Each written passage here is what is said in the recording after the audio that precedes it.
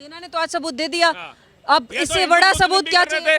ये तो हिंदू मुस्लिम भी कर रहे थे, मोदी हिंदू मुस्लिम करता है। सोफिया कुरैशी मैम को उतार के और व्योमिका सिंह को उतार करके उन्होंने बता दिया, इतना बड़ा जो जज्बा उनके हाथों में दिया, इतना बड़ा जो कहते हैं जो युद्ध था उसकी जो कहते हैं हथकड़ी उनके हाथ में दी, जाकर के छूट है जो मर्जी कर दो। इससे बड़ा सबूत लोगे हिंदू मुस्लिम का?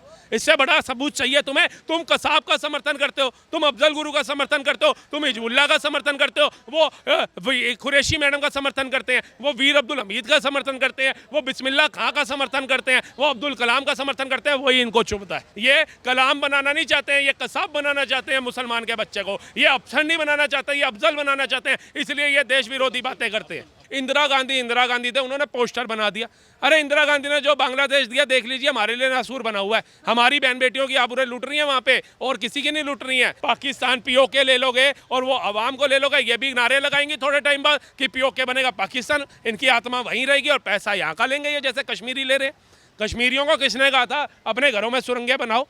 और जो अच्छे मुसलमान हैं कश्मीरी, उन्होंने जाकर के एक भी घर का विरोध किया जिनके अंदर सुरंगें मिली है, जिनके घर के बाहर ये सीवर के ढक्कन मिले हैं आतंकवादी छुपाने के लिए, एक का भी विरोध किया जाकर के? मुझे एक वीडियो दिखाइए तो कहाँ से विश्वास पैदा कर लेंगे हम लोग, बताइए।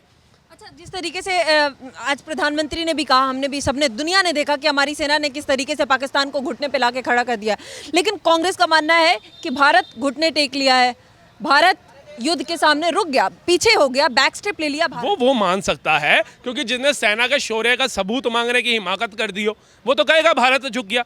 जिसने 26/11 का हमले का बदला आज तक ना लिया वो तो कहेगा भारत छुप गया। जिसने हर राज्य में बम फट रहे थे कोई कार्रवाई ना करी वो तो कहेगा भारत झुक गया। जो कश्मीर में सेना को पत्थर का खिलवा रहा हो और हाथ बांध के खड़ा हो वो तो कहेगा भारत झुक गया। जो संभल में पुलिस वालों को पत्थर मार रहे हो और उनको जाकर के 5-5 लाख रुपए बांट रहे हो वो तो कहेगा भारत झुक गया। वो भारत के साथ थे कब?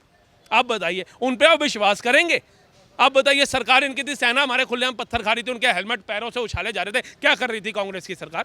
आप इनसे क्या उम्मीद रखोगे? ये तो कहेंगे ही भारत टूट गया। तभी तो देखिए इतना तो सुपरस्टार शाहरुख खान, सलमान खान, आमिर खान नहीं बना भारत के अंदर जितने ये 4 दिन के युद्ध में बन गए।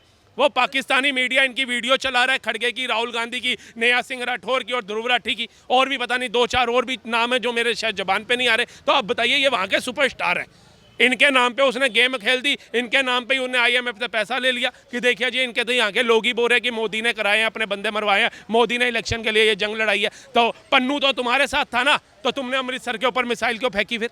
बताइए। परविंदर सिंह पन्नू तो तुम्हारा साथ दे रहा था ना, कनाडा बैठा है जो, तो क्यों फेंकी? अच्छा, कांग्रेस अभी भी मांग कर रही है कि संसद में विशेष सत्र बुलाना चाहिए, ऑपरेशन सिंदूर पे एक बात होनी चाहिए, चर्चा होनी चाहिए सदन में। बता दिया मोदी जी ने। अब तुम संसद चलाने के लिए करोड़ों रुपए लगते हैं, 200-400 रुपए में संसद नहीं चलती है, करोड़ों रुपया लगता है देश का, तब संसद चलती है। इनका क्या है, इनको रोटी मिल नहीं रही होगी 4 दिन के युद्ध में, तो वो कैंटीन खुली हुई है संसद के अंदर जिसमें 3 रुपए में मसाला डोसा मिल जाता है इनको, हमारे टैक्स के पैसों से, वो खाने का मन कर रहा होगा इनको।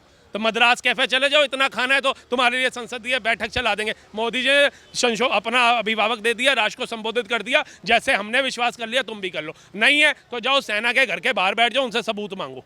पानी एक साथ नहीं बहेगा, नहीं बहेगा। और साथ साथ उन्होंने ये भी बोल दिया था, कल भी उनका बयान आ गया था कि अगर अब पाकिस्तान की तरफ से कुछ भी हरकत होती है तो उसको युद्ध समझा जाएगा। कोई भी आतंकवादी हमला होता है, नॉट पाकिस्तान, भारत में कोई भी आतंकी हमला होगा, तो हाँ जड़ वही है, लेकिन तो एक ही तरफ है ना। ये आज भी कहा सर ने, प्रधानमंत्री ने, कि अगर कोई भी देश के अंदर आतंकी हमला होता है तो कार्रवाई होगी। ये इसीलिए स्थगित हुआ है, ना कि ये विराम। आप एक चीज और देखिए कि पाकिस्तान की मीडिया में चल रहा है कि कैसे वहां का सेना अध्यक्ष मुनीर, रक्षा मंत्री, प्रधानमंत्री आदि के जनाजे में खड़े हुए हैं, उसके बाद भी विपक्ष सबूत मांग रहा है, कह रहा है कि भैया सर्वदलीय बैठक करिए, पार्लियामेंट के अंदर आइए।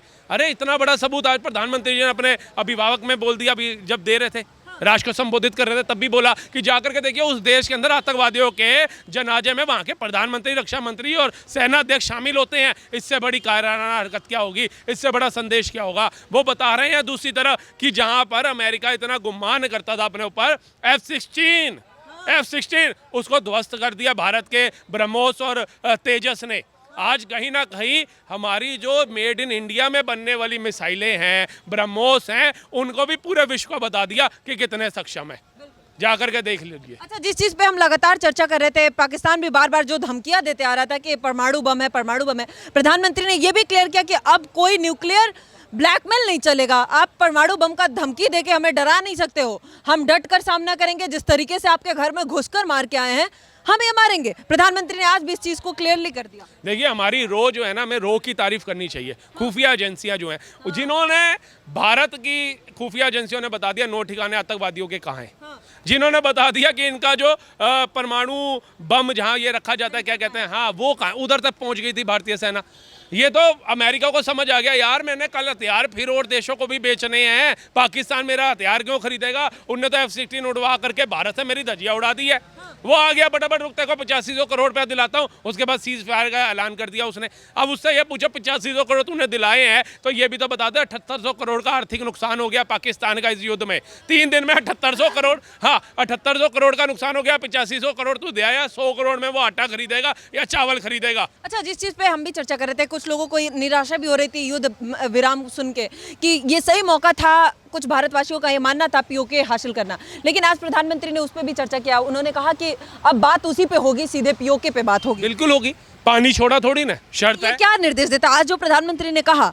लगता है कि बहुत जल्द ये कुछ ऐसा होने वाला है। देखो, अमित शाह जी ने बहुत समय पहले, 6 महीने पहले, साल पहले, ऐसे कई बार वो बोल चुके हैं पीओके हमारा है और बहुत जल्द पीओके हम लेके रहेंगे। तब तो युद्ध का कोई सीन नहीं था।